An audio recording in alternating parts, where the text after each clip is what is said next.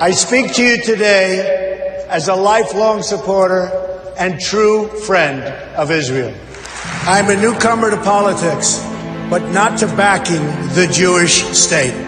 I came here to speak to you about where I stand on the future of American relations with our strategic ally, our unbreakable friendship, and our cultural brother, the only democracy in the Middle East, the State of Israel. My number one priority is to dismantle the disastrous deal with Iran.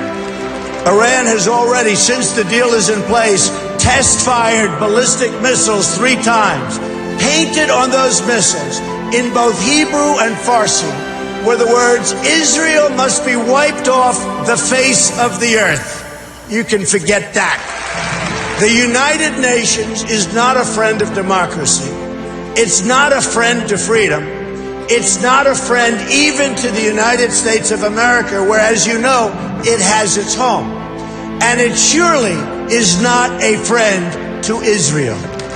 When I'm president, believe me, I will veto any attempt by the UN to impose its will on the Jewish state. It will be vetoed 100%. Israel has been trying to sit down at the negotiating table without preconditions for years. You had Camp David in 2000, where Prime Minister Barak made an incredible offer, maybe even too generous. Arafat rejected it. In 2008, Prime Minister Olmert made an equally generous offer.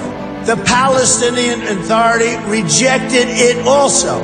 Then John Kerry tried to come up with a framework, and Abbas didn't even respond, not even to the Secretary of State of the United States of America. They didn't even respond.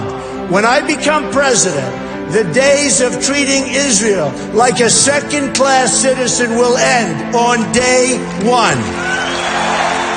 I will meet with Prime Minister Netanyahu immediately. I have known him for many years and will be able to work closely together to help bring stability and peace to Israel and to the entire region.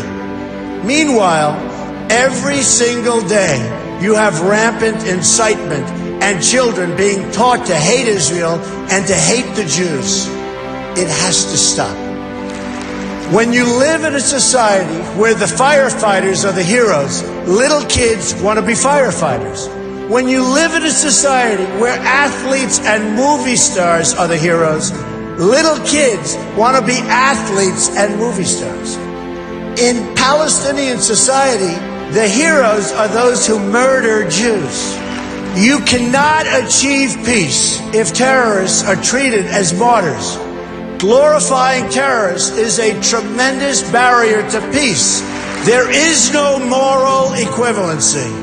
Israel does not name public squares after terrorists.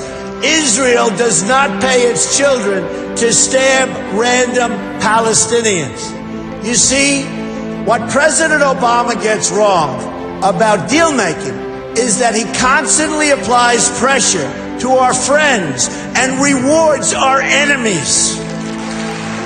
But when the United States stands with Israel, the chances of peace really rise, and rises exponentially. That's what will happen when Donald Trump is president of the United States. We will move the American embassy to the eternal capital of the Jewish people, Jerusalem. And we will send a clear signal that there is no daylight between America and our most reliable ally, the State of Israel. The Palestinians must come to the table knowing that the bond between the United States and Israel is absolutely, totally unbreakable. They must come to the table willing and able to stop the terror being committed on a daily basis against Israel. They must do that.